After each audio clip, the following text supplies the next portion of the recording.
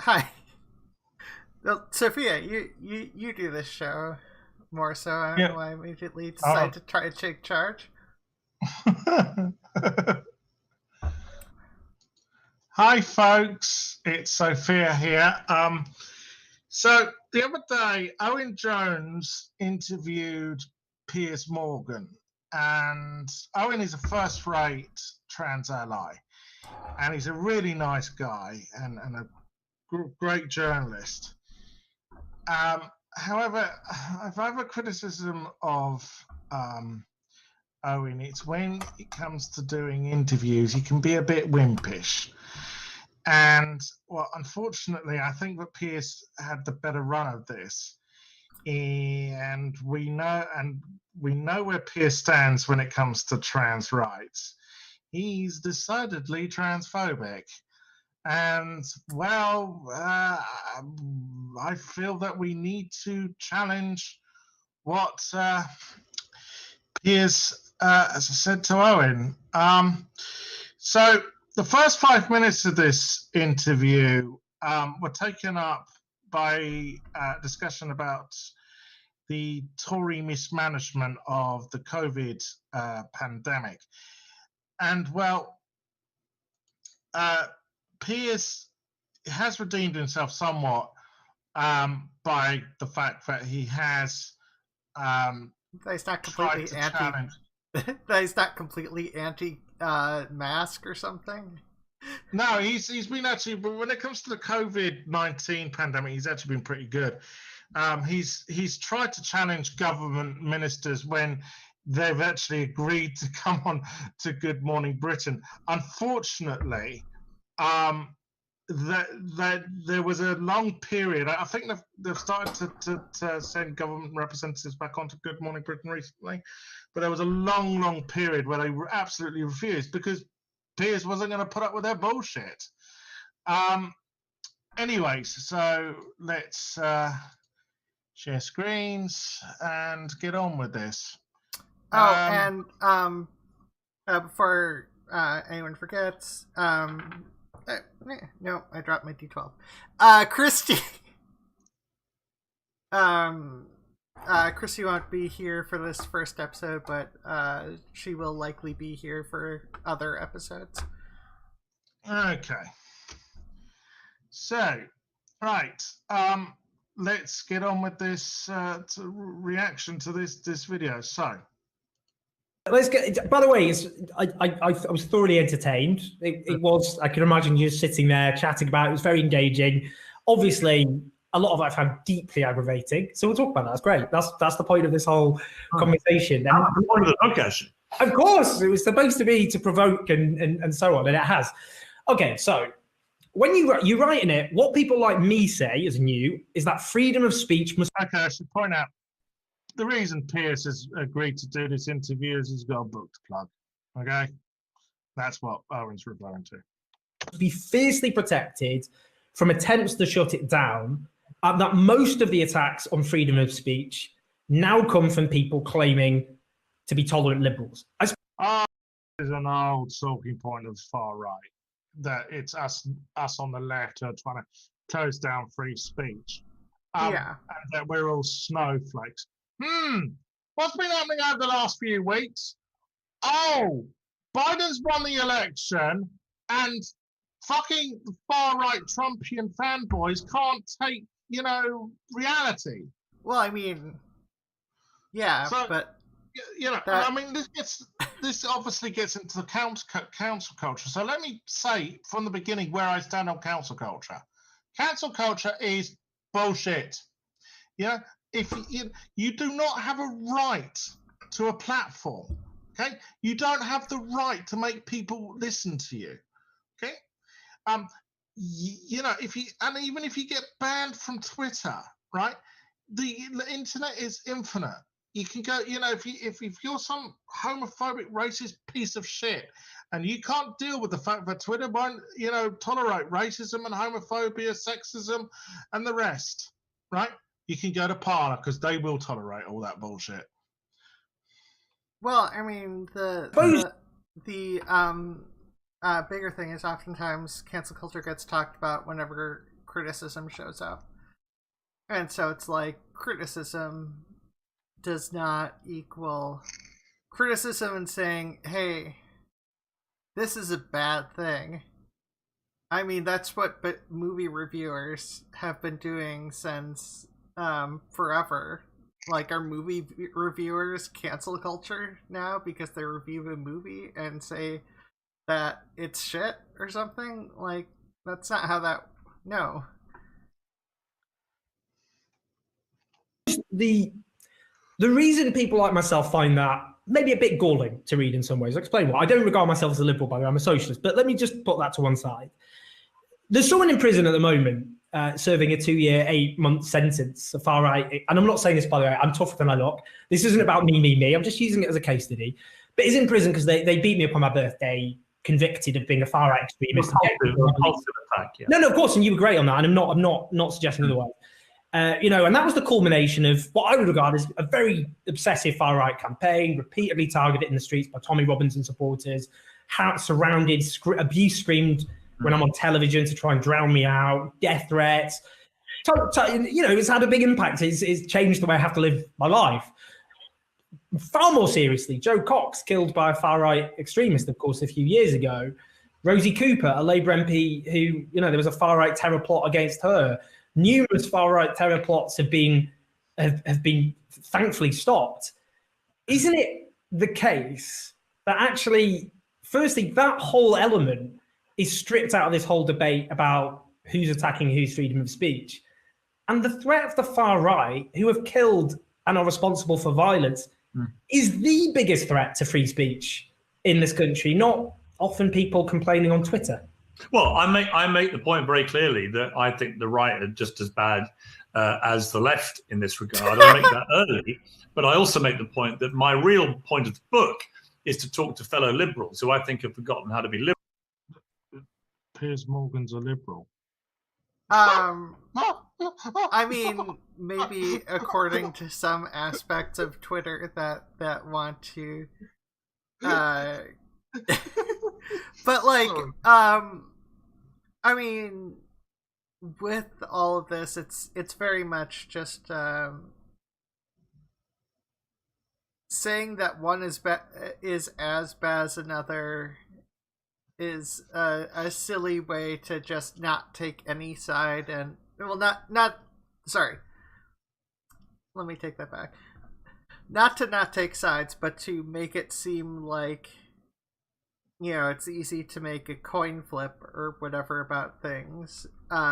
Generally, murder isn't the same as bitching about things.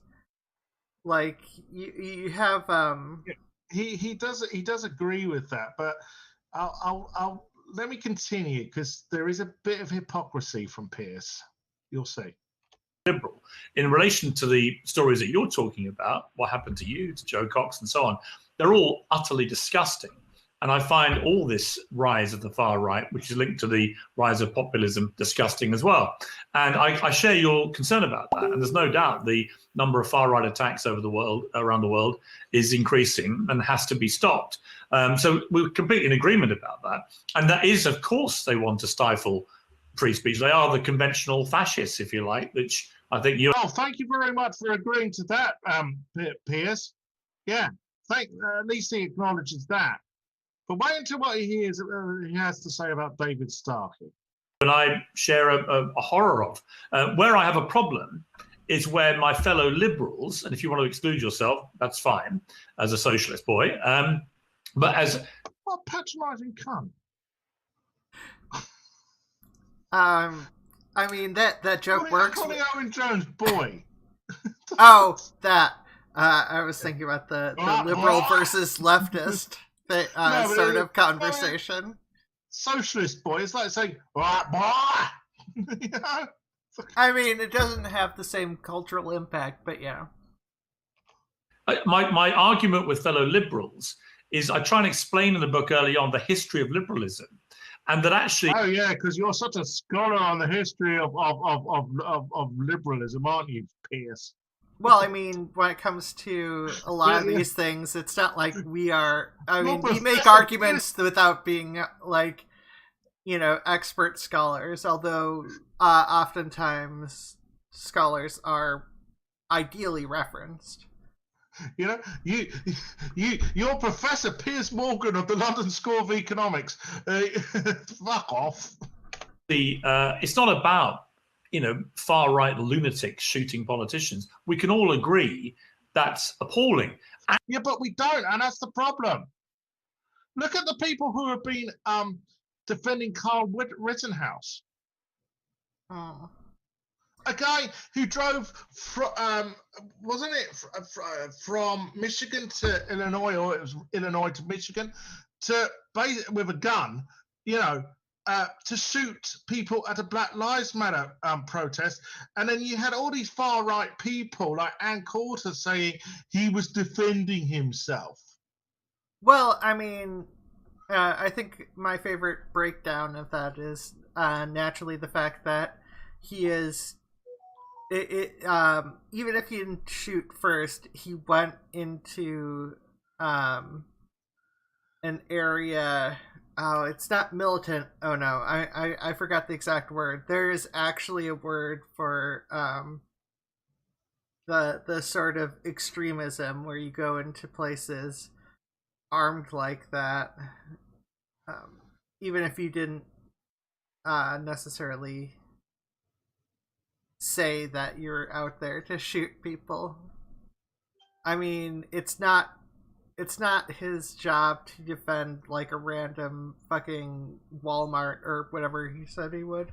He was out there for he as I said, he drove from one state to another with a fucking gun. That you have all these Trumpian fanboys at these stop the steal protests, holstering guns. If you are carrying a gun, you have an intention to use it, as far as I'm concerned.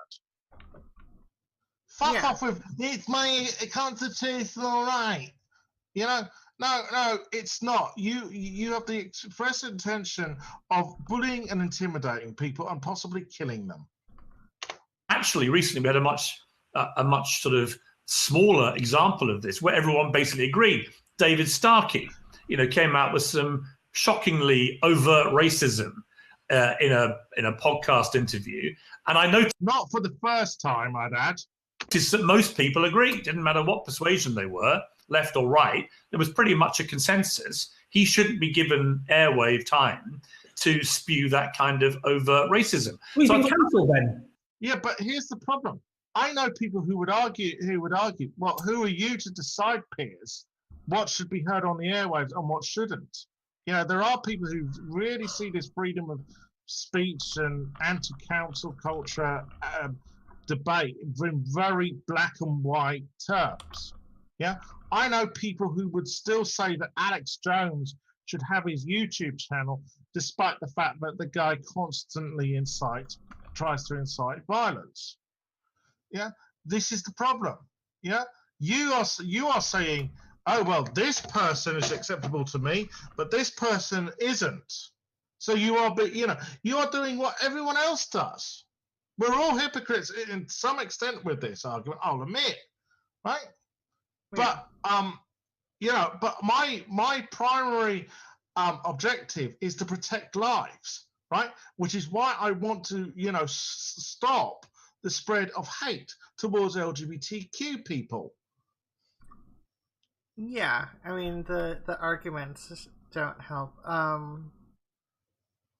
I might be in the background still trying to figure out what the fuck I'm thinking about when it comes to it's either domestic terrorist or oh fuck. Yeah. I mean, given the acceptance of the police to have a random kid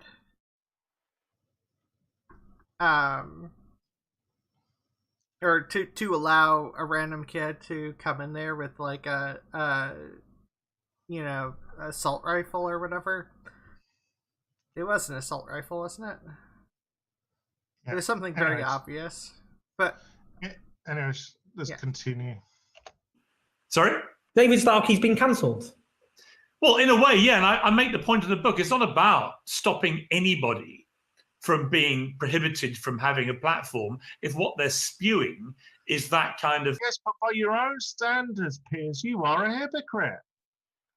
You see, I have no problem banning people who spout hate from social media platforms if it goes against their own TOS, because as I've said before, no one has a right to a platform. So, Yeah. you know, he is being a hypocrite by his own standards there. Well, I mean, it's extremely essentially hateful. cancel culture is oftentimes used to be like, I don't like these people saying that I'm wrong or whatnot, and when someone actually ends up leaving or gets booted off a platform, then all of a sudden it's about see, cancel culture because I liked them and they weren't allowed to maintain a platform. But if it's someone I don't like who gets kicked off, then it's not cancel culture. Obvious racist rhetoric. So it's not like cancel culture is not about the right to stop people like that spewing racism. I want to make that clear. My argument with cancel culture and what it really is about is it's been expanded way away from the original intention of what being woke was supposed to be. Being woke was supposed to be alert and alive to social and racial injustice. And I would honestly say that I have, throughout my career, campaigned very hard for and against social and racial injustice.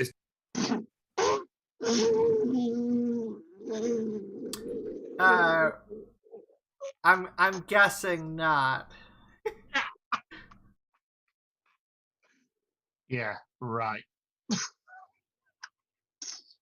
It's been the bedrock of a lot of the stuff I've done on television. Verbally beating up trans people and vegans is like campaigning for social justice, is it? What the fuck now? Oh, Christ. He's such a... the thing is, right, he's another one who walks around probably smelling his own fart. He's infatuated with the smell of his own fucking farts. Hey, don't kink shame. He probably genuinely does believe this. That's the problem. And so I think the problem comes when the wokies, as I call them, expand the area to which they want to... Yeah, wokies. We're now wokies. Yeah. That doesn't sound cringe. Called a wokie before. That doesn't sound cringe. It is cringe, isn't it? Yeah. The fact you've got i.e. put at anything is almost guaranteed to be cringe. Cancel people to almost anything and everything that they personally don't agree with. And that can be jokes, it can be movies, it can be TV shows, it can be statues, it can be presidents of the United States who are otherwise revered. Okay. People have been offended by movies and books and music for fucking decades. Doesn't he remember fucking Mary Whitehouse and her moral crusades? Jesus. I mean, people have always been offended by, you're probably not doing anything right unless you offend somebody. It's not like this is a new thing. It's just that people probably are able to do it louder because of social media. But it's not you. Now, do I think that some people are, get their knickers in a bind about, stupid stuff? Yeah, I think Christians getting their bind about, The Exorcist was stupid. I think, Christians getting their bind in, about the Jerry Springer the opera. That was also fucking stupid. I think capitalists getting in a bind over the It's a Wonderful Life or whatever. Yeah, exactly. I think that was stupid. There's always been some offence caused. But the thing is, he says it's like, but no one. I don't know anyone who is saying any film or book should be banned. I would not. I would never advocate for a film or a book or a piece of music to be banned, because I don't have to listen to it if I don't want to. Right? Well, I mean, with that sort of thing, it depends. So if it's a limited platform, like let's say Target selling an anti-trans hate book in their limited platform, despite the fact that they have publicly stated being for trans rights, I think I'm fine bitching at them about it, but I mean it's perfectly in the right to be like assholes. I would criticize them. Look, my position, for instance, on universities giving platforms to TERFs is that universities get public money, therefore I think I have the right, because my taxpayers' money is being used to give a platform to TERFs, to complain about that. But at the end of the day, I will not stop them. I will counter-protest them, right? But I will not stop them. You see, the thing, I remember, was it last year or the year before?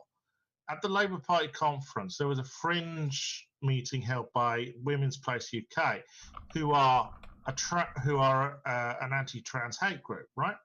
So some trans people went down there, and the hall they were holding in, they were banging on the windows, right? As far as I'm concerned, that's a perfectly legitimate way to protest. And of course, all these TERFs was like, they were trying to disrupt the meeting, they were trying to silence us, blah, blah, blah. I mean, no one was trying to silence you. They were just making a louder noise than you. Tough shit. It's the way it goes. You see, yet again, people seem to think that they have a right to be listened to. No, you don't. It can be anything and everything. And then this Twitter mob rises up because Twitter is predominantly skewed liberal. We know that from all the data research. And it gets... Well, Piers, if you don't like it, I thought you were a liberal. So wouldn't you be happy with Twitter having a liberal bias? Yeah, I mean, if you're not happy with Twitter having a liberal bias, then hey, go to Parler. Yeah. Well, I mean, ultimately with these things, the fact of the matter is, as society changes, it tends to have a bias towards human beings being able to live comfortable lives, which is liberal. It's very nasty. It gets very aggressive. And companies and corporations run scared, and they bow to the mob, and they start fighting. Oh, people criticizing and challenging you is being aggressive. Of course, you're never aggressive, are you, Piers? Nah, you're never aggressive. I don't remember you literally reducing Munro Berghoff to tears with your fucking verbally tormenting her on Good Morning Britain. Nah, I don't remember. Yeah, that didn't happen, did it? Just fuck off. Firing people, not people like me.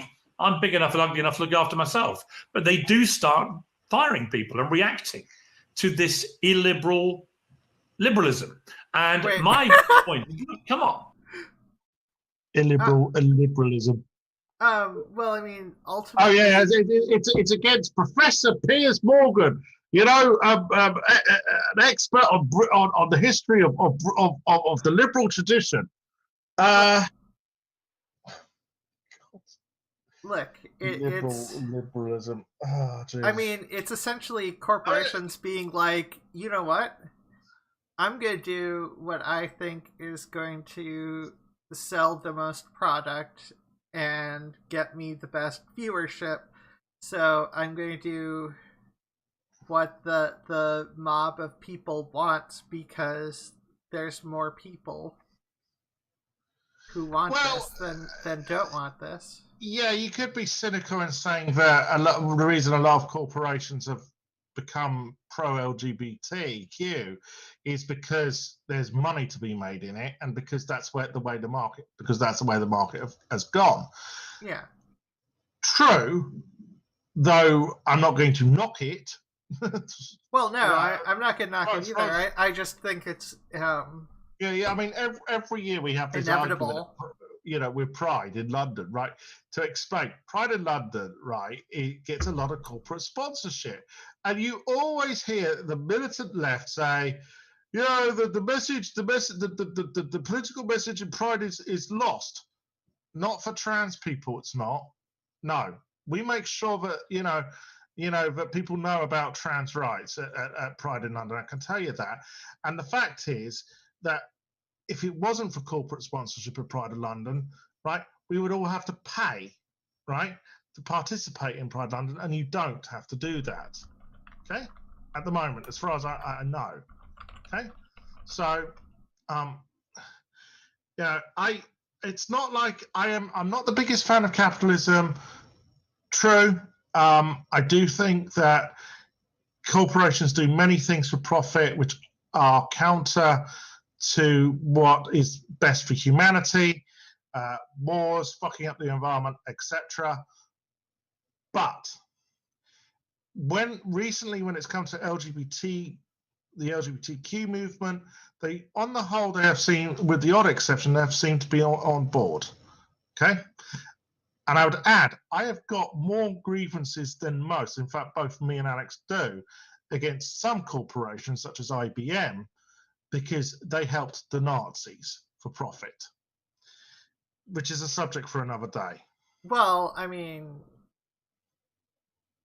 yeah, I mean, when it comes to stuff dealing with the past, if you go too far back, yeah, everyone was a fucking asshole. But yeah, This is not. Yeah, IBM has got About- issues. It's right to continue. Liberalism. It's anti-liberal. It's antithetical to liberalism, as is no platforming people at university. All right. I'll give him an out. All right.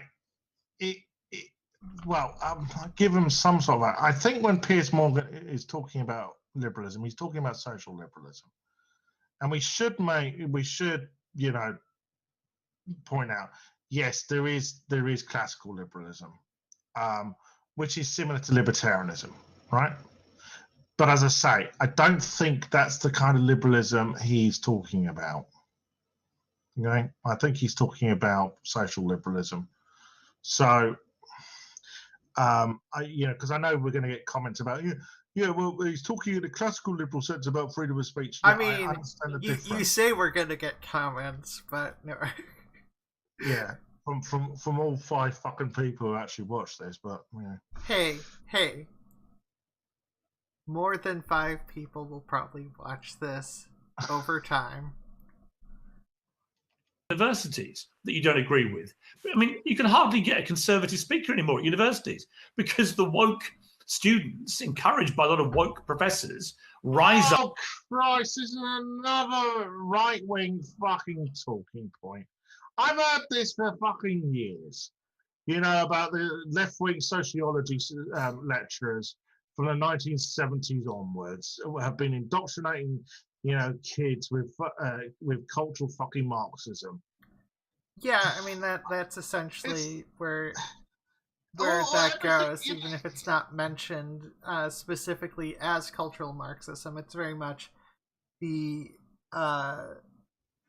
there has been a secret infiltration of the educational system by these mysterious entities that yeah. Up and get them cancelled. That's not liberalism. And you can only be a true liberal if you're prepared to listen to somebody who you completely disagree with. Oh yes, Voltaire. Yeah, it's the old quote. I might the Voltaire quote about I might disagree with extremely disagree with you, but I will defend your right to say whatever it is you want to say. Yeah, which actually Voltaire never said, funny enough, but it's always the quote which is attributed to him. And I've butchered that quote, by the way, but you can go and find it out for yourself. Yeah. Again, you know, would Piers Morgan defend David Starkey? By the sounds of it, he wouldn't. Would he defend David Duke? No. Would he defend Alex Jones? No. And we know about Piers and Alex Jones. I could bring that interview up again. That was fun. Remember that from a few years ago? Yeah. Piers Morgan had Alex Jones on when he was on CNN. He had Alex Jones on his show, and basically, you can get a word in edgeways because Alex just went on a rant about suicide pills and about wanting to wrestle Piers in some ring or something or other. Anyways, on with the video. What do we actually mean by being cancelled, though? Because it's, look, I'll give you an example. There was a Times newspaper article which gave an example of cancel. It gave examples of cancel culture. They included people like Scarlett Johansson, who was criticised for taking a trans role in a film, and it included Kevin Spacey, who's accused of numerous sexual assaults. And isn't that the problem? I mean, the difference is Kevin Spacey will probably never work in a film ever again, and I think we can accept there's a very good reason for that. Well, Scarlett Johansson remains a multi-millionaire, an actor who will appear in film after film and after film. Oh, I know what this is about, right? So Scarlett Johansson, I think, was up for a role to play a trans woman, wasn't she? No. And sorry? No. No. She was in a role to play a trans man. Oh, well, that's even worse. Well, yeah, and she and Scarlett eventually got talked into turning down that role. Well, I mean, it's wrong if it's wrong to for actors to blackface. So why is it acceptable for men to play trans women and women to play trans men? Now, I'm not saying that there haven't been some exceptional performances. Hilary Swank in Boys Don't Cry was brilliant. Right? I'm not denying that. But then again, we had Felicity Kendall in Trans America, which is not very good. Yeah. Well, I mean, honestly, they go into all of this really well in the documentary on Netflix. Disclosure. Yeah. Which is, I highly recommend people see that documentary. It's very good. Yeah. Anyways, continuing. How does a term like that, used to describe, in this case, an alleged sexual predator, and someone who was just criticised on Twitter and continues to be very successful? Well, I don't think Kevin Spacey's been cancelled. You know, he was subject to the Me Too campaign, where people made very serious allegations against him, some of whom died before anything could be taken further in terms of a legal process. So, to me, you know what's noticing from Piers Morgan's living room? Wait, what? You know what's nice? Have you noticed what's missing to make him look like a real proper toff from his living room? Oh, no, I don't know. He needs a grand piano. Oh, yeah, but I assume that's just slightly just off to the side, just off screen is the piano. To me, that's a completely different area. That is involving criminal activity, and you know, my only thing with that is I think people should be entitled to due process, and I make that point strongly in the book too. I think again it's illiberal and anti-liberal, if you like, to not allow people due process. So that would be my response to Kevin Spacey. Scarlett Johansson's not going to be cancelled, but I make the point with her that she tried to cancel another actor. I write about this in the book. I can't remember who it is now, but it was another actor that she made a big point of making a big speech about. Before he'd been accused by a few women of inappropriate behavior, but he hadn't been arrested, he hadn't been investigated, he hadn't been prosecuted. He still hasn't to this day. Yeah, nothing came of any of these allegations. Sorry? So, like, I thought it was for free speech. Like you hear about stuff from friends or whatnot, and you talk about it. That's free speech. That is talking about that. And if people are upset about it, and upset about the accuracy, that's a whole nother conversation. That has nothing to do with canceling. If you want to say something, just say stop the video. That'd be easy. Sorry. Yeah, that's right. Just say stop, and I'll stop. And yet she cancelled him publicly on a stage, or tried to, and said this is the kind of disgusting thing we're talking about.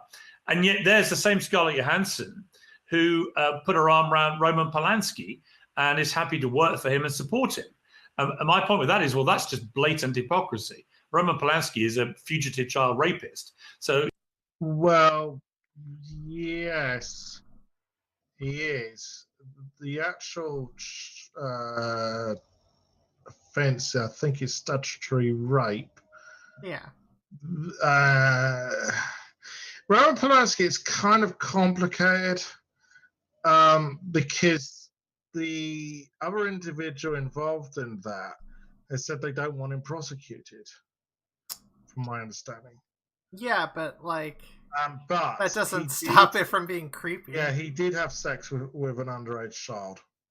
So, all right.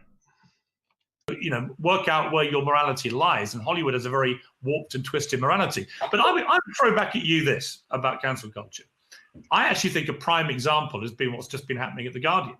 Oh, I was waiting for this. I think it's a very interesting debate. I'm very curious to see what you have to say about it, because what's interesting to me is it's raging internally at The Guardian, and I'm seeing a lot of high-profile Guardian journalists go public defending Suzanne Moore. Oh, Christ, here we go, Susan Moore.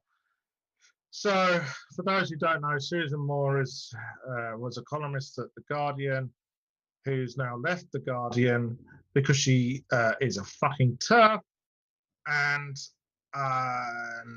basically the staff, they were up in arms that the Guardian were employing her. As far as I'm concerned, the staff are well within their rights to complain. Yeah. That she's, that the Guardian was giving a platform to an out-and-out bigot. And she's not been cancelled because, well, she could probably, I would imagine, that the Daily Mail or the Spectator or the Telegraph or any other right-leaning transphobic piece of shit, political publication will give her platform. Yeah. I don't get on with Suzanne Moore. I think she blocked me. I blocked her. I wonder why, Pierce. It wouldn't be because you're a misogynist piece of shit.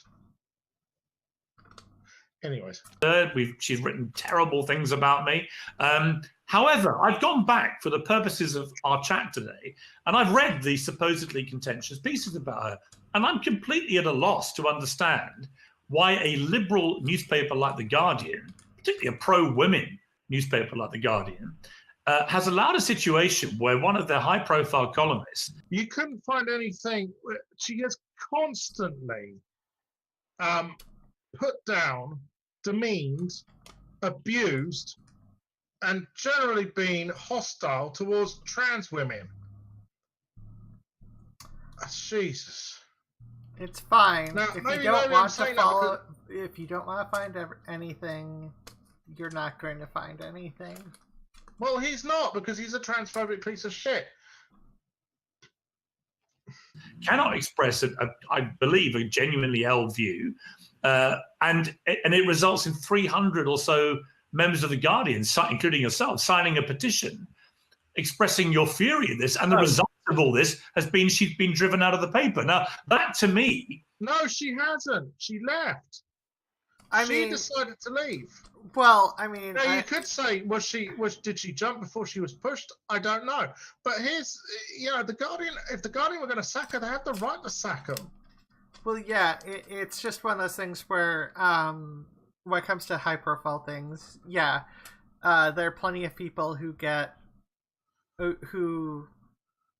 leave or whatever and are actually asked to resign type thing. So Yeah, or obviously the jumping before you get sacked is also a possibility. But as I said, like the Guardian have every right to sack. Yeah, they've got Yeah, every right to they're a company. hire and fire whoever they want. To write for them. So, yeah, if they sack someone because if a publication sacks someone because they're black or because they're a woman, yeah, okay, they're out of fucking order. But this isn't what happened here. This is not discrimination. I have to say, this is a really good. I could give you. This is a really good example, and I should just emphasize to my employers that I have no choice in a sense but to talk about this because it's sensitive, given. I should point out, Owen also writes for The Guardian. Yeah. Given it's my workplace and my employees we're talking about. But I think you would rightly say if this isn't included, I'm sure you probably on Twitter go, he cut this bit out, so let's talk about it. And I hope my employees are understanding on that basis. What do you mean she was driven out? Well, she's left the paper. She resigned from the newspaper. But have you read the letter? The letter you're talking about, have you read the letter? I've read your letter, the one that was signed by all the staff. Where does it mention Suzanne Moore? Well, it's obvious who you're talking about, isn't it? No, you see, it isn't. And I think this is a really important point. There was a long-running... Suzanne Moore, really? There was a long-running dispute out the Guardian. Also, it's reflected in other publications in America as well. But in Britain, specifically on coverage of trans issues. And that's a long-running issue at the Guardian newspaper. It's about Guardian editorials. It's about numerous Guardian articles. Now, the reason that letter was written is three trans members of staff quit. Were they driven out? Were they cancelled? No, they were just behaving ridiculously.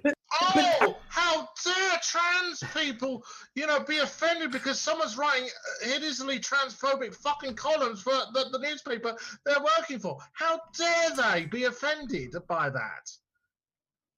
So, jeez, like if you have two separate instances of people resigning with what exactly is your reasoning for defining one way and another one the other way? Here's a comparison. Let's just say that there was a columnist working for a newspaper, a mainstream national daily, who were writing columns which were out and out anti-Semitic, right? And Jewish members of staff complained. I wonder where Pierce would be on that, argument. Yeah, you see, I don't know. Same place. I don't know. If No. He would say that the staff are, well within their rights to complain about that. Yeah. This is the hypocrisy. But I'm trying to work this one out. So Suzanne Moore, and bear in mind, the editorial position of The Guardian on trans issues is closer to Suzanne than it is to mine. Right. So, that's true. Believe me, the Guardian have not always been trans-friendly. I can tell you that. And it's not just with Susan Moore. Seems odd. Why is Suzanne being driven out of a newspaper whose position is closer to hers than it is to mine? He clearly felt, as did most people outside the Guardian. It's fascinating if you want to clarify that was not the case. But given the proximity of that letter to that column that she wrote, she clearly believed that was directed at her. It was to do with articles generally published by the newspaper. But you wouldn't dispute including hers, right? Well, it specifically says the coverage of trans issues across the newspaper. But this is the record. What was it in her column which triggered such anger? Because I can't see what the problem was. I've read it 3 times. So the issue of this, we're going to talk about trans rights, by the way. That's one of the things that I've marked down because it's a big part of the book as well. But so we'll talk about that separately because it is difficult for me to talk specifically at length about Suzanne Moore, given it was a letter about trans coverage at the newspaper. I'm just curious what it was because I really struggled to find the letter was about. So put it in context. Warrant the kind of reaction it got. I was curious. That's all. To put it in context, Guardian US. The Guardian US. Oh, I just said need a deflection. Sorry, it was just one statement. What was it? You need to talk about like a specific Suzanne Moore letter instead of while Owen or whatever was trying to talk about the letter, which was not related to the Suzanne Moore thing. Yes, months earlier, had written an editorial objecting to the Guardian's coverage of trans issues. Because in the Guardian, so-called people we would both call liberals tend to have, there's a consensus amongst liberals in the United States to support trans rights. It's seen as a Republican right thing not to support it, whilst in Britain, amongst so self-described liberals, there's a division, there's a split. This is true. Yeah. In the United States, it seems that the left are far more united in supporting trans rights. In this country, I can tell you that in another video, Owen brings this up, that as well as there being an issue with anti-Semitism within the Labour Party, there's also equally a problem with transphobia. Well, yeah. And in my experience as someone who's both Jewish and transphobic, I've Jewish and trans. I wouldn't call you transphobic. No.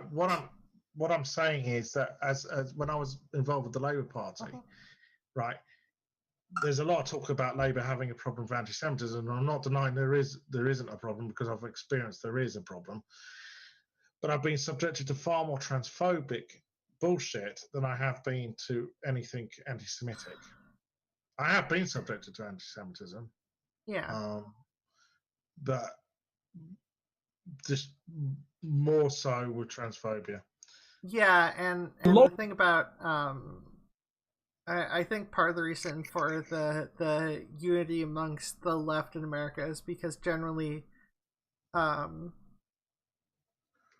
anything left of basically the Democratic Party has oftentimes, even if mildly compared to the general populace, has supported social change, even though they don't support economic change. Yeah. Shall we continue? Yeah. Long-running battle within the Guardian, as there is within British liberalism, if you like, over the issue of trans rights. Now, what I don't understand is, why is Suzanne Moore, and it's up to her about her resignation, she quit the Guardian voluntarily. Owen states what I've just said, that she left voluntarily. Yeah. She left of her own accord. And there's peers saying, oh, she was drunk. A huge amount of support on social media, including from people who don't support her politics generally. But why is it ridiculous for three trans members of staff to leave the newspaper, not feeling that it's a welcoming place for them? They're being ridiculous, but Suzanne Moore voluntarily resigning is cancel culture. Well, no, I would say the ridiculousness is that any of this is happening in a paper like The Guardian. I don't understand how you could work for The Guardian and not want to embrace all kinds of disparate views, even if they concern an area in which you have a personal interest. For example, if you are a trans journalist or trans employee of The Guardian, you should be able to read different opinions about the trans issue, which is a hugely important issue right now and has been raging for a few years.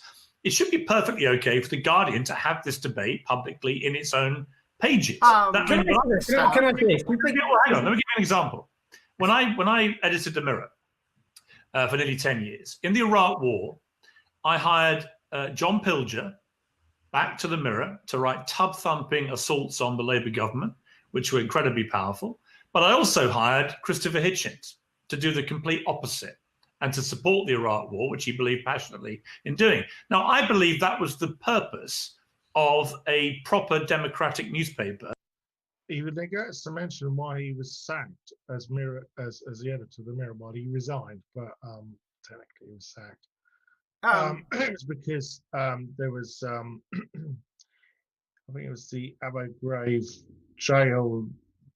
Supposedly they showed pictures of British soldiers torturing Iraqis. I think it was Abbey Grave. Turned out to be faked, right? And he published these pictures without properly checking. There's also a rumor, and I say this is a rumor allegedly, that Piers Morgan was phone hacking just as much as the News of the World were. The Mirror was phone hacking just as much as the News of the World. the News of the World, of course, got caught out doing so, whereas the Mirror didn't. So there's that as well. Well, I mean, look, my opinion of Piers Morgan is pretty low. yeah. I mean, sure, I agreed with the Mirror taking a stance against the Iraq War. That I did agree with, right? But you can't help thinking that, did the Mirror genuinely do that? Or were they doing it because just about every other media outlet was supporting it, and thus they were filling a niche in the market? Do you see what I'm saying? Yeah, so, yes. And there's one thing I was trying to bring up earlier, but I said stop right as I think Owen was trying to say stop. at the whole Piers Morgan arguing about like trans debate. There's not really a debate when it comes to the scientific community, and generally newspapers are supposed to deal with facts over the feelings about ethical standards. So I'm not sure what the if you're just looking at the facts and your ethical standard is that you want people to live, there isn't really a debate. It's just a scientific consensus. Yeah. At a time of huge crisis and importance, to show both opinions and to let readers who are not stupid make up their own minds. Guardian readers in particular are smart people, and there's a lot of women read The Guardian, and a lot of the women readers of The Guardian will also be struggling with the trans debate, working out where you can support trans rights and where the line is where it may. So we'll come on to trans rights. Women's rights. We'll come on to this because I think this is a really important discussion. On the issue of having a both sides debate on certain issues, do you think The Guardian or any newspaper should have a debate amongst people who think homosexuality is inextricably linked to paedophilia? That's a very long-running opinion. It long justified anti-gay laws. It justified issues support for Section 28. Is it a valid opinion for a newspaper to publish articles, for example, suggesting there is a problem, there's a conflict between gay rights and the rights of children, as long as there are articles opposing that view? No. Right. Hypocrite. Yeah. Hypocrite because he's going to, in a minute, he's going to whine on about how trans rights infringe upon the rights of women. That's coming, right?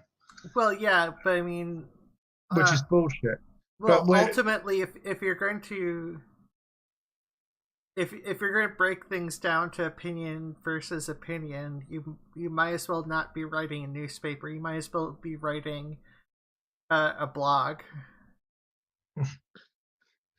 Yeah, but the point is, he's prepared to defend lesbians and gays and bisexuals, but not trans.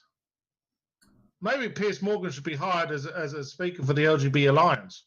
Well, I mean, yeah, they can't find women to support. No, just kidding. There are women who support the LGBT Alliance, but few and far between. It's mostly cis het men, from my understanding. Why? That's an opinion. Why not have both sides and debate it out? Because I don't believe in endorsing anything which is hateful material. But they don't. Oh, right. You don't believe in endorsing hate. Okay, Pierce. Yet again, I refer to the time that you practically reduced Monroe Berg off to tears, with your verbal onslaught. And that's not been the only time you've done that to a trans woman, is it? Yeah. Fucking hypocrite. And again, I'll stress, he probably genuinely believes he doesn't endorse hate. That's the problem. Well, when it comes to endorsing hate, oftentimes it's not. So people think of hate oftentimes as wanting to actively do harm, and oftentimes they're trying to do is a much colder version of hate, which is, I'm fine with these people not existing. It is hateful. They will document the Catholic Church, the Scouts. They will come up with numerous examples. Yeah, but it remains predators. So well, to me, it remains overt, and I'm a Catholic. It remains overtly bigoted and hateful to draw a link between homosexuality and paedophilia. One is a criminal offence against young children, and one is a sexuality, which is not a choice. It's what people are born with. Yeah, but neither is being trans. Neither is being non-binary, you fucking moron. Well, yeah, and so, yeah, it's amazing the connections that they don't see when they essentially do the exact same thing, connecting transitioning to pedophilia, despite there being no evidence to suggest that. It's just, yeah. And I've always believed that, and so I think that is a spurious argument, if I may say so. Well, the argument I would give you on a similar vein, because it's not all just about the trans issue.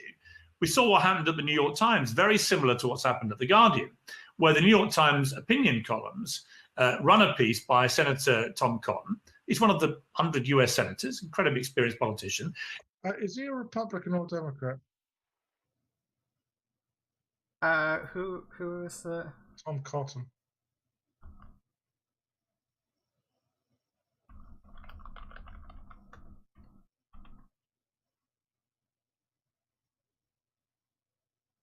Senator for Arkansas.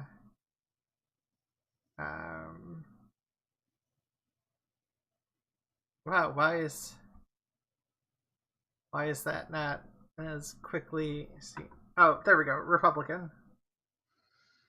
Well, it's no wonder that the staff at the New York Times might object, because the New York Times tends to lean Democrat.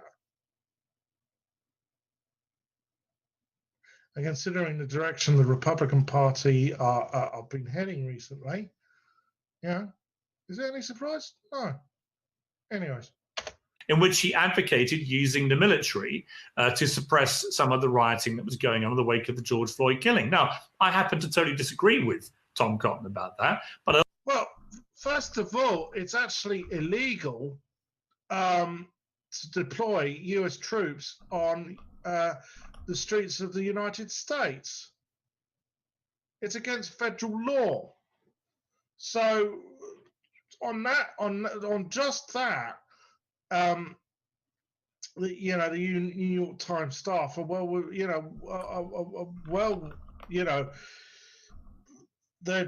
they've got they're the right side of the argument. I also respect the fact he's a democratically elected senator who's perfectly entitled to his opinion. But the New York Times is no... Yes, he's perfectly entitled to his opinion, but the New York Times don't actually have to publish his opinion, do they? Yeah. I mean, so in the... Sorry? Oh, I just said, yeah, it's up to them. Grip of this woke culture that the internal staff rose up internally and externally and made it absolutely clear they were not going to accept this. And the result of it was... Oh, how dare the workers rise up and tell the bosses they're wrong. Oh, dear. I don't think Piers Morgan would be a fan of unions somehow. Oh, he might be a fan of the National Union of Journalists because, well, they'll probably protect his own arse. Anyways. Was that the publisher, having defended it, then apologized for it. Then the opinion page editor had to leave, as did his number two. Now, I put it to you again. How can that be right? At a supposed democratic, liberal skewed newspaper, how can it be right that people have to resign over an opinion by a senator? It makes absolutely no sense to me that happened. And it makes no sense. Piers, have you noticed that the Republican Party are becoming fascists recently? Yeah. There has been far too much. I think there needs to be a genuine rework of the Republican Party if they want to survive as a party. To me that a journalist like Suzanne Moore has to leave, or that three trans members of the Guardian staff felt they had to leave. They should be encouraged, in my estimation, to read Suzanne Moore's piece and to then encourage somebody at The Guardian, of which there are a number, I would imagine, of columnists, including yourself, to then respond. I think this is what I find so fascinating. Oh, the free market of ideas. Yes, we've heard this one before, haven't we? Yeah. Well, when it comes to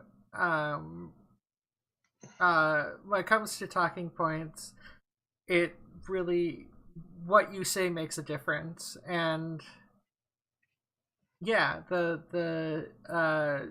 if you're running a business, it should be up to you who you are supporting. Just like it's up to the people who to decide whether or not to support the business because of what they're supporting. What Piers Morgan is advocating is the free market of ideas, which is something you hear from libertarians particularly. The trouble is you give a platform to people who spout hate, and there's an exponential link between, I know, for instance, since Donald Trump sort of came to power, hate crimes has increased exponentially. Same thing here with the amount the hate crimes. I did see a correlation between the rise in hate crimes here, with the mainstream media giving Nigel Farage a platform, right? And I hate to say this, but unfortunately, not everybody is well versed and intelligent enough, right, to say these people are othering others to, which is the real problem, right? A lot of other people will fall for this argument that it's always the LGBT person, it's always the immigrant, it's always, some other minority which is to blame for society's ills, right? Well, and even that, it's not even necessarily an actual societal ill so much as it's stated that it is a societal ill. So you can say you can other a group of people and then say that they're causing whatever societal ill that you want to blame them for. And because of the population, you can always find one incident that supports your argument, regardless of if there are any facts behind it. But you see, the bottom line is the Guardian don't have to employ writers they don't want to employ. That's the bottom line. And it seems to me that Pierce is sort of saying, well, they should employ, based on his previous arguments both about sides of the supposed trans argument. Well, there isn't both sides of the trans argument. We'll get to that. Fascinating about this debate, because in Britain, I mean, I think the trans rights, but I think we should focus on this because I think it's really interesting. In Britain, there are no newspapers in the country who have editorially the position I have on trans rights. That's true. That is true. Even the left, the few which are left-leaning, the Mirror. I mean, the Mirror is more trans-friendly, but not officially pro-trans. The Morning Star, which is the most left-wing of the daily newspapers, is actually quite transphobic and has given a platform to TERFs on many occasions. The Independent and the Guardian, the Independent's more probably the most trans-friendly newspaper. The Guardian, as I said, yet again, has given a platform to trans folks. Whether it does in the future after all this stuff with Susan Moore, I don't know. And then as for the media, well, the other day the BBC published a story about a legal case being brought against the NHS for lack of access for trans teenagers to get treatment. And rather than go to a group which advocates for trans people, they got a quote from the LGBT Alliance. Hey, Yeah. BBC, the next time you write a feature on the Jewish community, you're going to get quotes from David fucking Duke, because that's the equivalent. Well, yeah, and ultimately, when it comes to these things, it's just I thought I had a thought there. My brain shut off. All right, let's continue. In fact, there are several newspapers who have a strong editorial position against. The Daily Mail, Daily Express, The Spectator, which isn't a daily newspaper, but it's a right-wing publication. The Telegraph, The Times. I mean, The Times should be called the Transphobic Times. They're always publishing transphobic stories. The Sun. Fucking. Well, ultimately, when it comes to these things, I remembered my thought.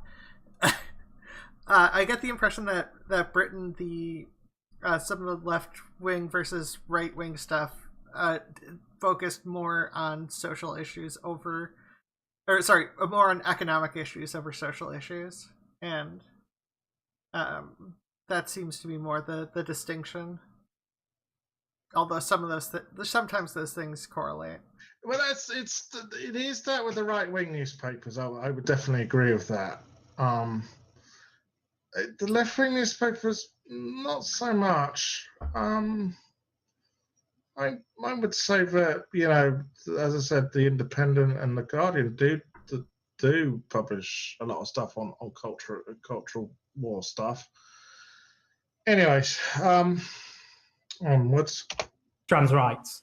And the coverage of the trans issue, the parallels with gay people in the 80s is very striking, which is would-be sexual predators, threats to children, brainwashing children, biology is destiny. Why should the vast majority have to redefine who they are because of a tiny minority?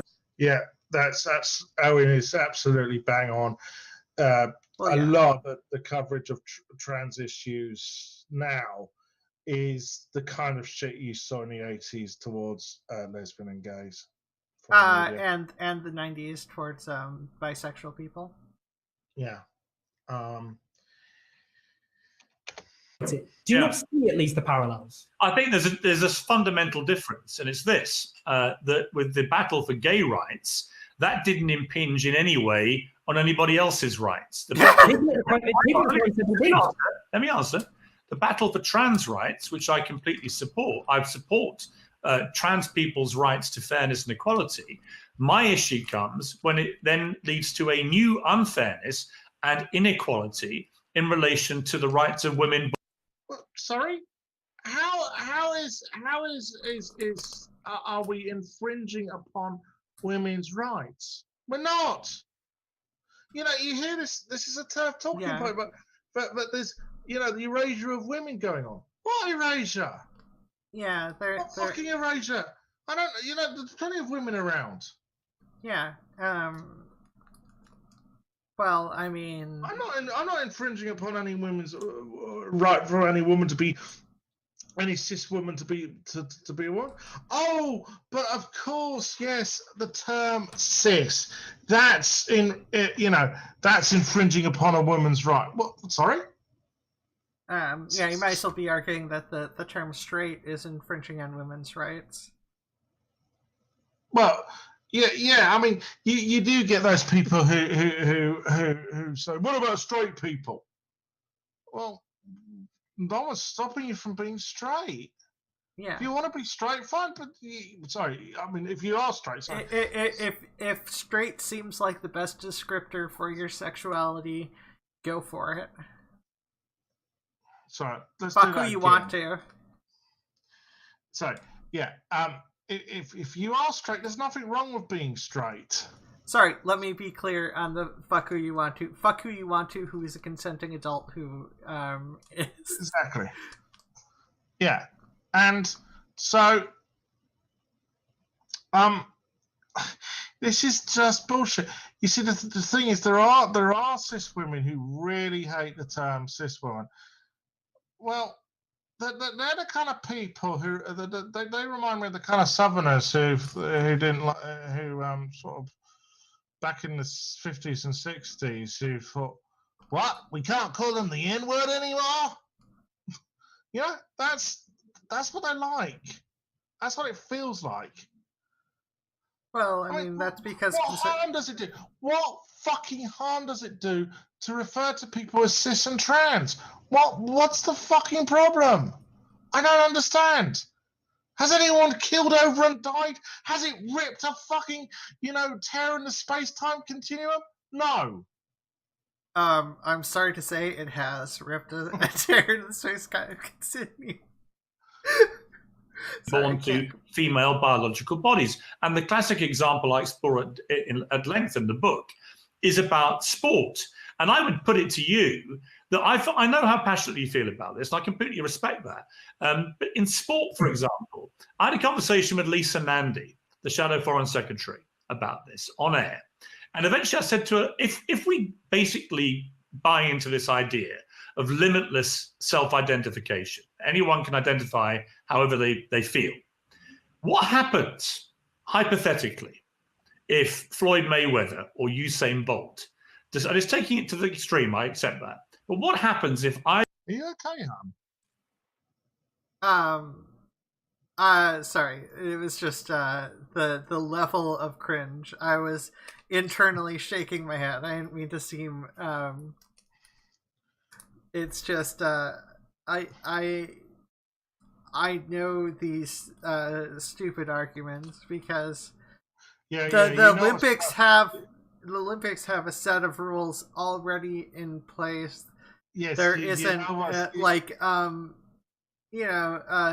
same thing of what's to stop women from using steroids in the Olympics. Well, the Olympic community is going to stop women from using steroids in the Olympics, and various other aspects of social committees do care about the various factors.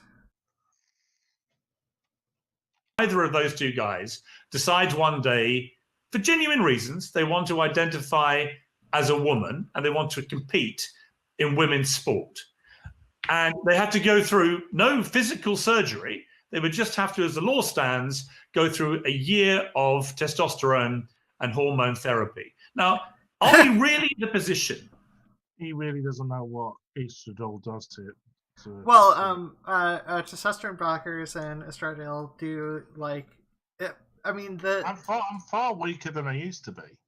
Well, I think the thing is, a lot of this conversation seems to be under the impression that because your muscle is your muscle cells are replaced. It's just a fact. And how they're replaced is based partially on your hormones. So if you adjust their hormones after a year, the reasoning for it being a year that you have to be on HRT is because that's about when your muscles should be pretty much all replaced. Not just pretty much, sorry. 9 months, you could argue, is pretty much. It's past the point where your muscle tissue will have been completely affected, and especially if you are training athletically, then there's more muscle tears, and then how it rebuilds is being affected by the HRT is just going to and what Pierce is neglecting to say, as you've said, there are rules about when trans people can compete, and the levels of their hormones. Well, yeah, right? But I mean, also when it comes to one of the other things that annoys me about these talking points oftentimes is they go on about advantages or whatever. There are advantages and disadvantages to a lot of things, and when it comes to the human body, the easiest way to tell if there are advantages or disadvantages is to look at the results, and the results are trans women are not better than no trans woman who has followed all the Olympic measures has ever outcompeted a cis woman. Yeah, well, Owen brings this up actually. Where anyone would seriously argue that that would be fair. Sport, I think, is an interesting one. So I'm about to go on to sport. So don't think I'm trying to shift the conversation, because I am going to answer it. The argument of gay rights was always about children. That was the argument was there was a conflict. So in 1999, Dame Elizabeth Butler Sloss declared she was in favour of same-sex couples adopting in certain circumstances. The response put back to her was she was putting political correctness above the welfare of children. The argument against her was her wokeness was trumping the rights of children. Yeah, funny that, isn't it? That wasn't so long ago. I mean, nowadays... Well, I mean, it was 20 years ago. Oh, yeah, but I remember 1999, if you well, don't. Yeah, I mean, I do too. It's just... Yeah, but it's funny that if someone now said, I don't think LGBTQ people should be allowed to adopt, they would be called a bigot. So, yeah, I think... I mean, depends on where you are, but yeah. Shows, you know, we're hearing the same shit about trans at the moment, so, yeah. Well, specifically trans. Sorry, I said LGBTQ. What I mean there is generally with LGBTQ, more, you know, if people object to lesbian and gays adopting, you're more likely to be called a bigot. So what's the difference? Well, again, the difference to me is that the battle for gay rights did not impinge on anybody else's rights. What about the children who were sexually molested by gay people? I mean, that was the argument. There were. Well, I mean, take, for example, the 19... Children get molested by gay and straight people. Well, in the 1970s, the Briggs Initiative... You're asking me to be... Oh, with respect, you're asking me to defend something I don't believe. Well, no, but I'm trying to point out the contradiction in terms of the parallels that exist are so striking. Yeah, but I'm putting to you as the fundamental difference to me is that the battle for gay rights did not impinge on any other rights. But that wasn't the argument of the people. The Suzanne Moore fiasco, as I would call it, centers around her belief that the battle for trans rights, which she supports in her column, she doesn't sound remotely transphobic to me. She goes out of her way to say she's not. What she's saying is, I mean, everyone does that. Everyone does that. I'm not racist. I'm not transphobic. I'm not. Yeah, like that doesn't mean anything. I support the right of Black people to live in a separate country. That, I mean, if you want to go like full alt-right, that's a sort of argument. It's always involves like, oh, I support these people, and it's not really about support. The rights of women born to female biological bodies are getting damaged. And there ought to be a debate about it. Let's talk about sports. Let's talk about sports. How many golds have been won by trans Olympians? Well, I assume none at the moment. 0. How many silver? Hang on. Yeah, but hang on. No. This is important. How many silver medals? That's a stupid question. It isn't. Okay. How many? Forget the medals. How many trans Olympians has there ever been in the history of humanity? But no, but how many will there be? How many? Come on, how many? I'm assuming the answer's no. 0. No, okay. 0. Okay. Who is the most successful trans athlete on earth? Let me ask you this question back at you. Okay. It's a bit like, you know, some racists 100 years ago. If you let Black people compete, they might actually win medals. Well, I mean, ultimately, they've got a biological advantage. Oh my God. Yeah. No. Oftentimes with these things, it all comes down to these hypothetical advantages or hypothetical disadvantages, and that really doesn't help when you're talking about, you know, real life. And if you actually look at actual real life data, it's not like there's no reason to think that there's any sort of advantage so long as the Olympic rules have been followed. No, but there is. I've heard the argument. I don't know if it's true, and I'm certainly no racist. I've heard the argument that black people can run faster because of some sort of blood count thing. No, that so is that bullshit? Yeah. So what you're talking about, like hemoglobin or whatever, but Yeah. ultimately, when it comes to these things, location matters a lot more than skin color. So Yeah. it just happens to be like what sort of location you happen to be born. Yeah, if you're born at a higher altitude, you're gonna have a fucking advantage. Yeah, and when it comes to, I mean, which is why certain countries, certain locations tend to win certain things more, but and that relates to epigenetics and a lot of other factors. All athletes must be born at the same altitude. Well, I mean, athletics has never been about like making everything perfectly even, because that's never going to happen. Yeah, but this is what he's fucking arguing. He's arguing that trans athletes have a biological advantage, and I'm going, well, you could take that to something else. You know, in regards to athletes, you know, that athletes are who are born at a higher altitude have an advantage, particularly when it comes to running. Right. Well, yeah. So ultimately, the problem is not understanding sports, because sports has always been about competition. If there is a competition and there is a chance at winning, then it is then it works fine for a sport. And when you get to like even the wealth of the country involved affects when it comes to advantages and disadvantages. What how many meals they had a day, like all these things. There are just like a million different things that could be argued for advantages and disadvantages, but ultimately that's not what people are generally go to sports for. People go to sports to see a competition, and if there would have to be evidence of actual dominating advantages to where there isn't a competition. That's the only way you can start to make an argument, but that's not happened. And if you start arguing about that hypothetically might happen, it's a stupid ass argument.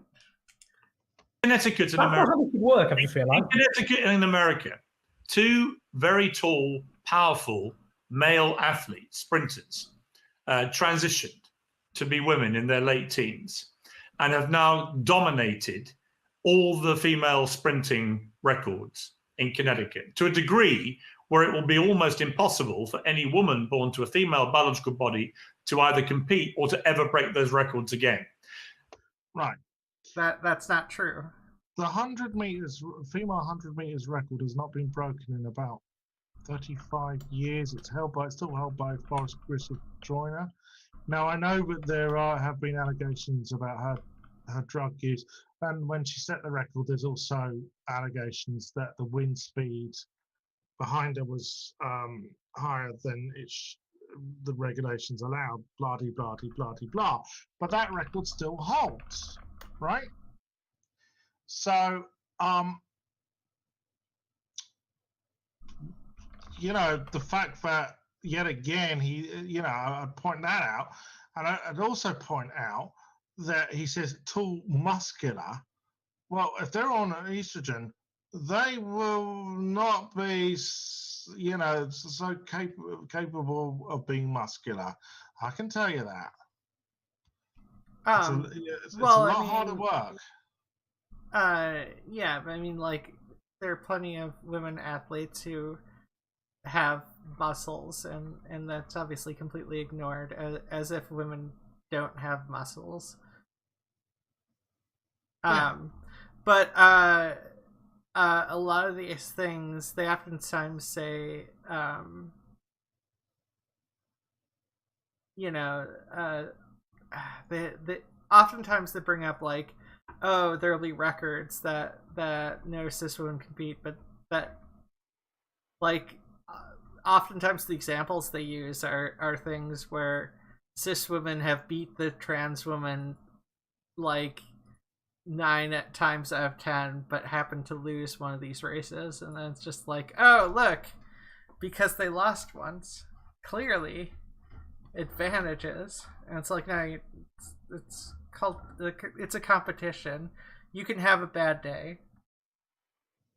They may well end up competing in the Olympics as women. And so I think we're at the start of this. There are more and more trans athletes now competing in women's sport. Who's the most successful trans athlete?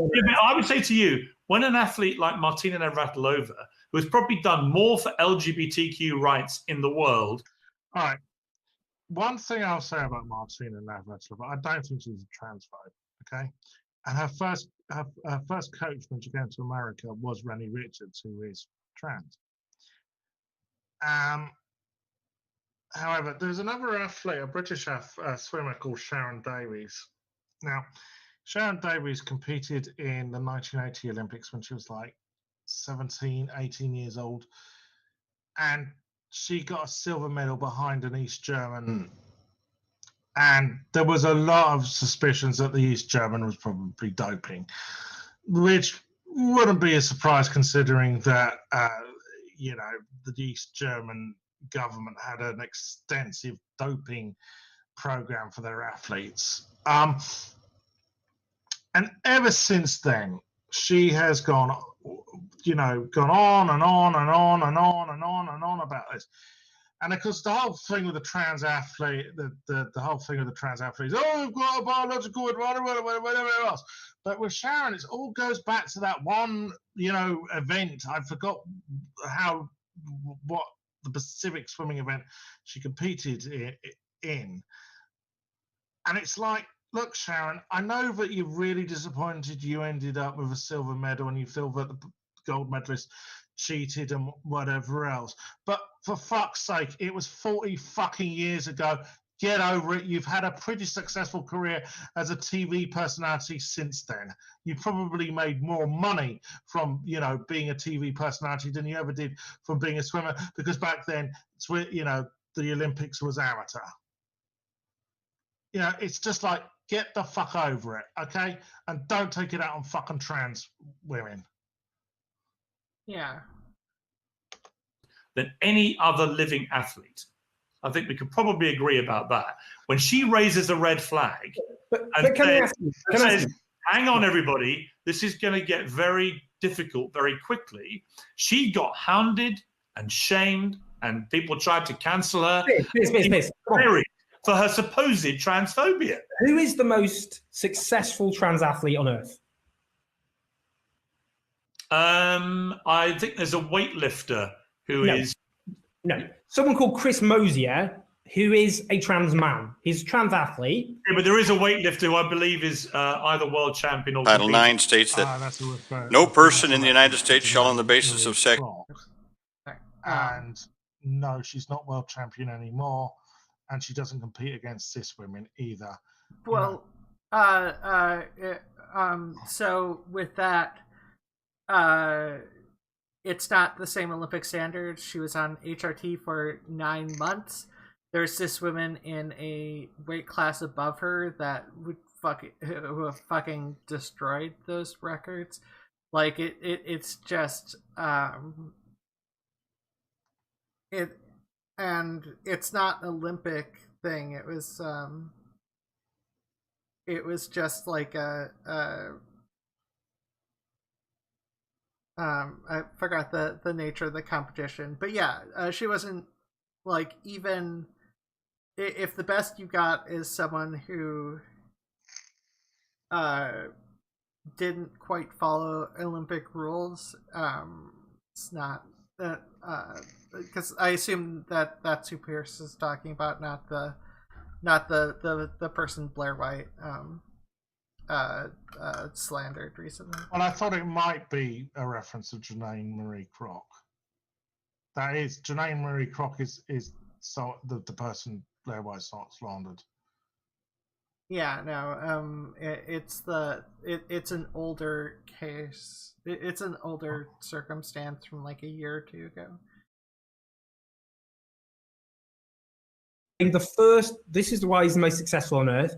the first known trans athlete to compete in the Olympic trials in the gender in which they identified in the male section as a trans man. Couldn't compete in the end because he had an injury, unfortunately. What happens to trans men? Do you think trans men should be trans male athletes like this, the most successful trans athlete on earth? I think the serious answer is that trans women who are born to tall, powerful male biological bodies should not be competing against women born to female biological bodies. So what do you then do? Do you then have a separate trans category of...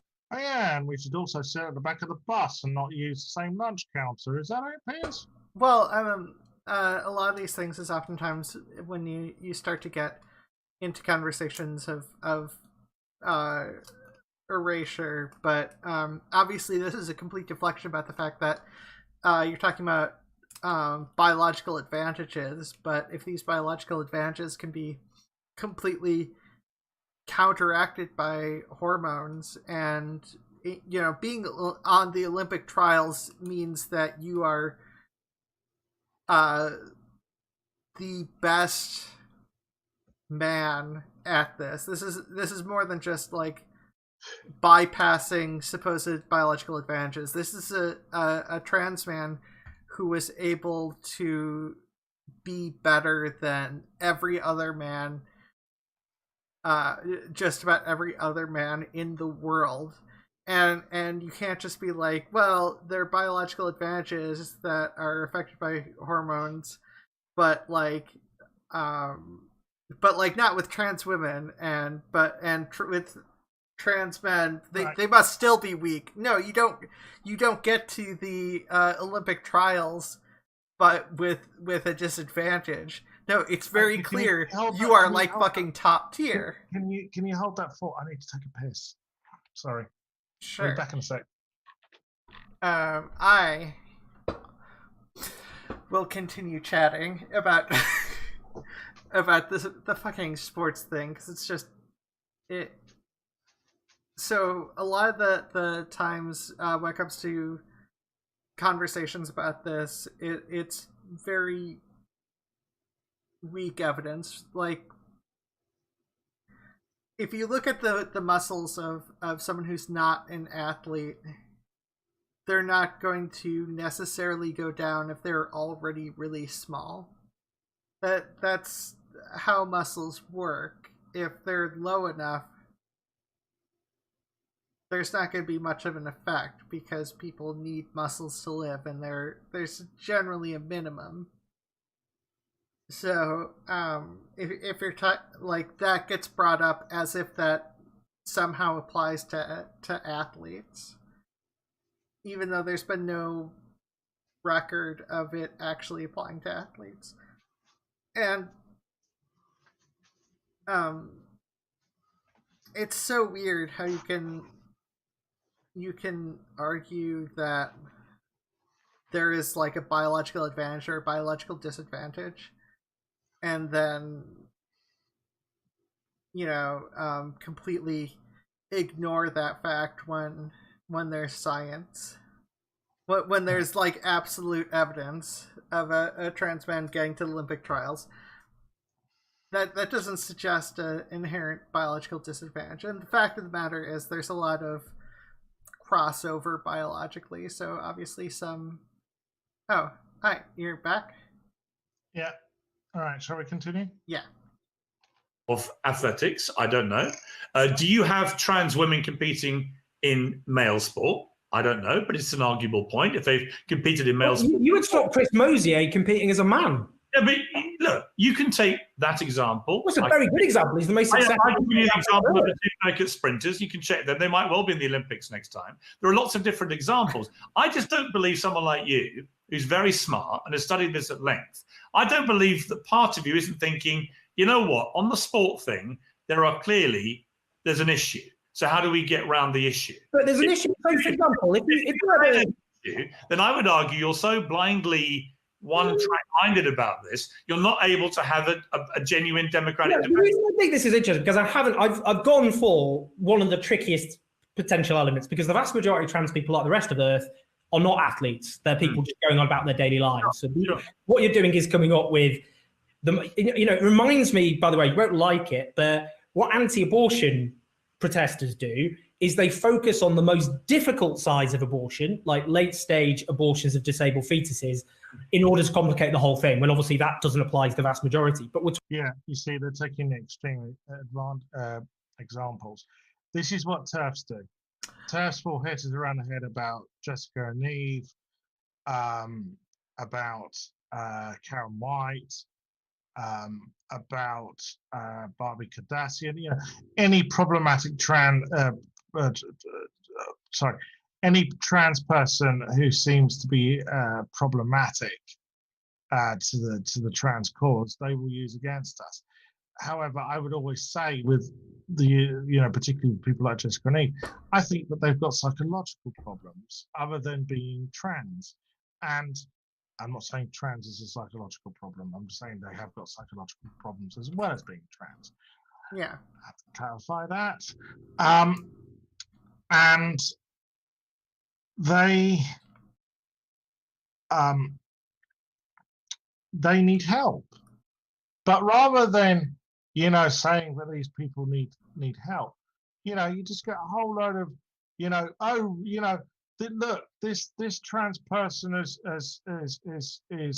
assaulting other people. This is to sort of like try and smear all trans people like that. Or shit like that. Jessica and Eve and having illegal weapons. This is what trans people are up to, nefarious, no good. Blah de blah de blah, to smear the rest of us. Well, yeah, and that's how it happens with every argument. It's just sad when it's comes to sports because they also lie about it. Talking about sports, I think that's interesting.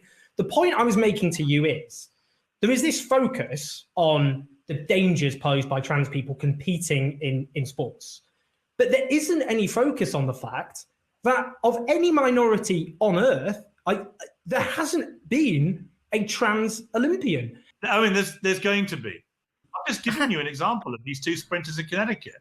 They are. Oh, Jesus Christ.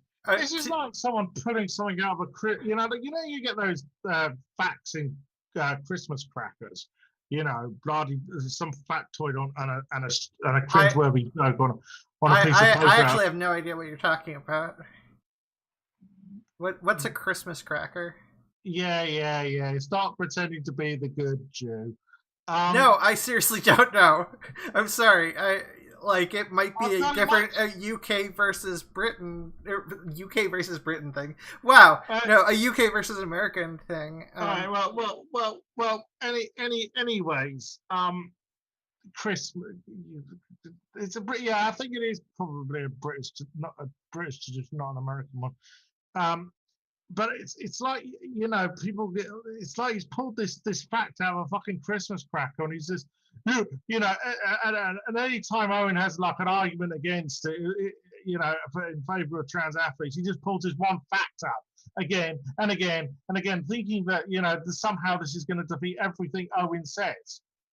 Well, yeah, and it's a hypothetical about this will happen when, there's a reason athletes get picked for the NBA and don't end up especially amazing basketball players. Like you can't guarantee, even with any high school athlete or college athlete, like whether or not they'll be great, and just be like, yeah, it's definitely gonna happen. No. Are on the fast track to be Olympians. So there will be, I'd imagine, by the next Olympics, there will be trans women athletes. And at that point, if, for example, you have a 6'4", very powerfully built trans woman. You already have 6'4",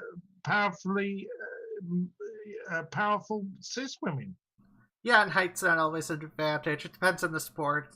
When it comes to sports, it's not like a very clear cut thing. And also, like, like I'm 5'10" and not like powerfully built. There are plenty of trans women who are like 5'4" tall. Yeah. I think Blair White's like 5'4". And I'd also point out the earlier trans woman transitions, the more petite she's likely to be. Well, yeah, but I don't want to get into the whole rationality rules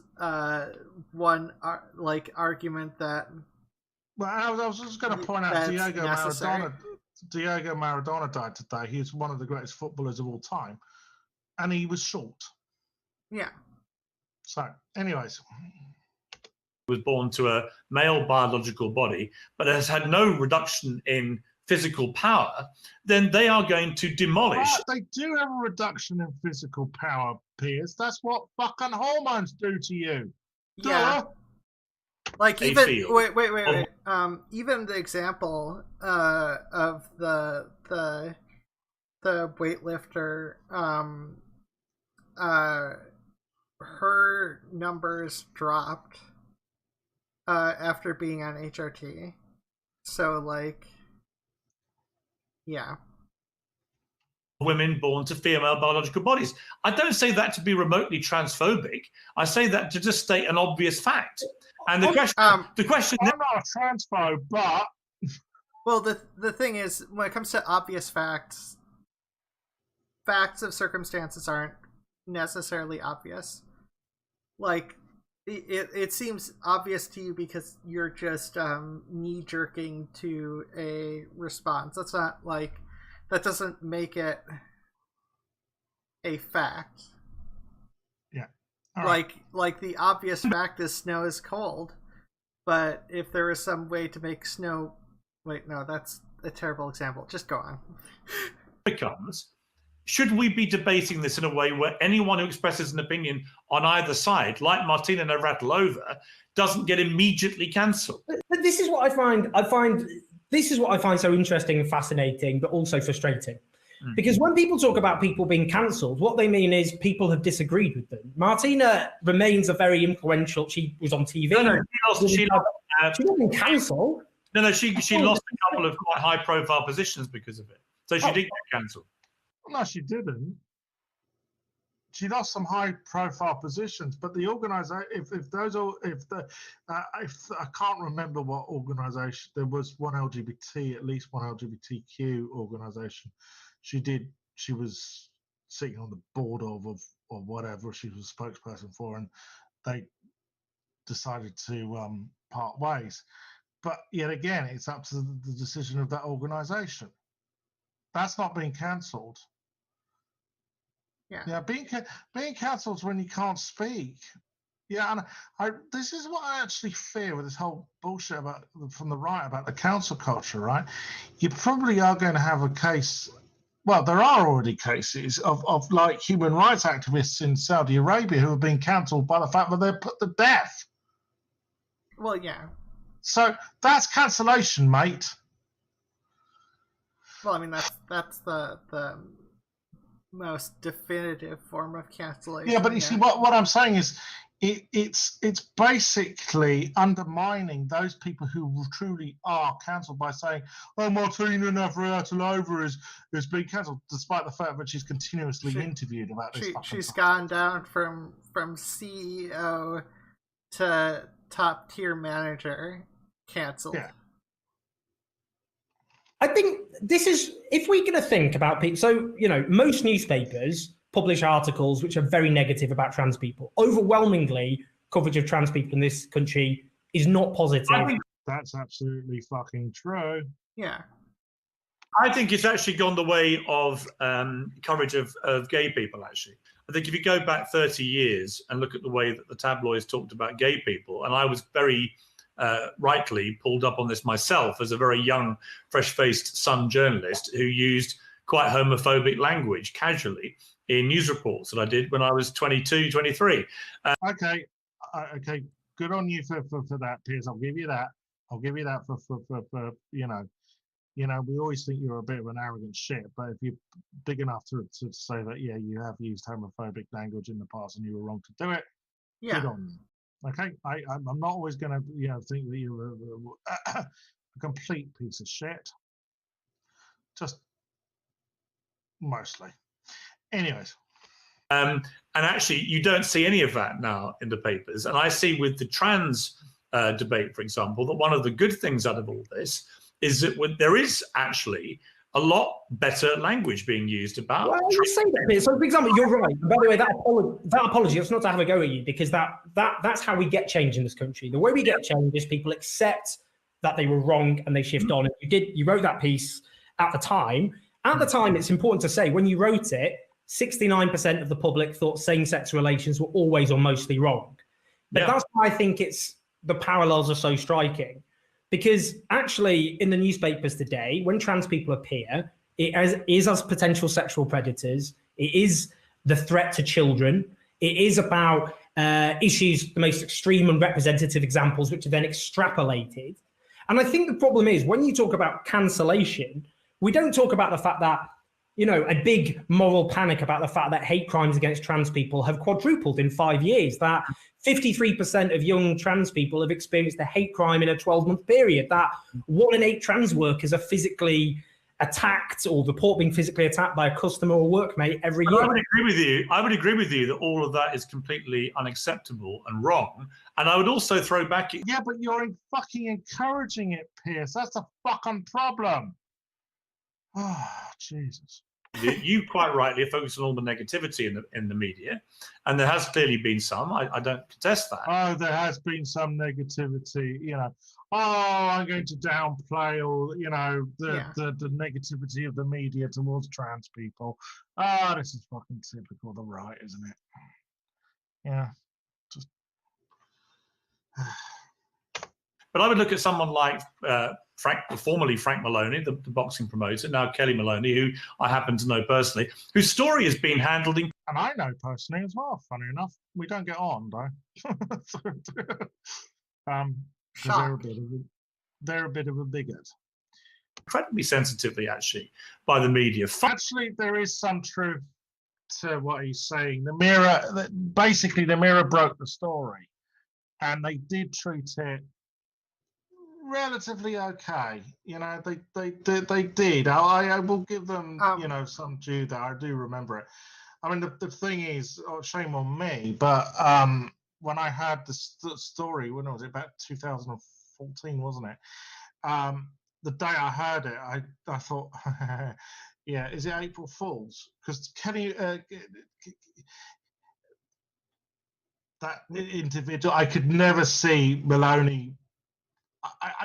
It was hard for me to grasp they were trans. That I have to admit, it was, from everything they'd said and done in the past. Yeah. I mean, sorry. We are going. We are starting to hit a long mark, and as much as I like you, Sophia, I don't want to talk for 4 hours about this today. Is it possible we can do a part 2 on this? Is it possible we can come up to the next of this? Sure. Yeah, sure. The next episode? Yeah, sure. It's not a problem. Cool. That's not a problem. Yeah.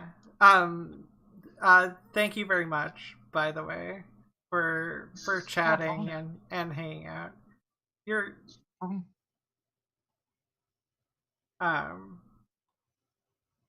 a good person. Thank you. That said, promotion.